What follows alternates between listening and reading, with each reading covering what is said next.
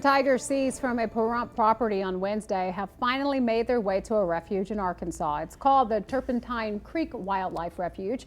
Authorities say the tigers were seized from the owner of Big Cat Encounters, Karl Mitchell, because he didn't have a permit. They arrested Mitchell, saying that he resisted an officer and was a prohibited person who was possessing a firearm. And Mitchell bailed out of jail Wednesday night, and he told our Tiffany Lane during an exclusive jailhouse interview that the tigers are his emotional support animals. This case and other recent animal cases that have made headlines out of Nye County have led one community leader to take action, and Tiffany Lane is here now. She's been digging into this tiger saga, as you were talking about, and you're looking tonight at efforts to change the laws out in Nye County when it comes to exotic animals. Yeah, we know that Nevada is one of 3 states around the country that allows private owners to have exotic animals, with counties being able to have even stricter rules. Now, the Nye County Commission chairman says he's working to change some county ordinances to make sure animals are being treated humanely.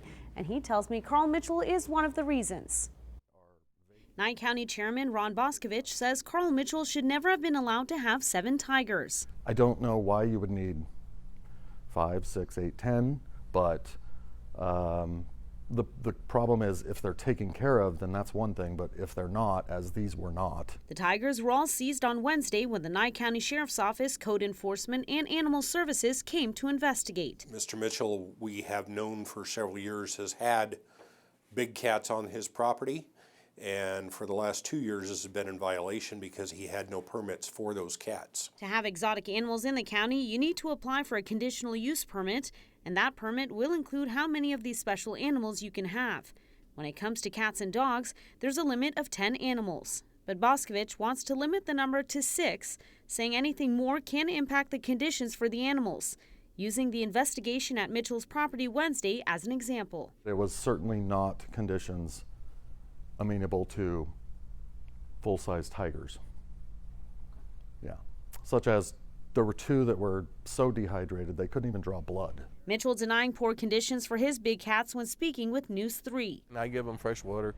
The cages are more than adequate.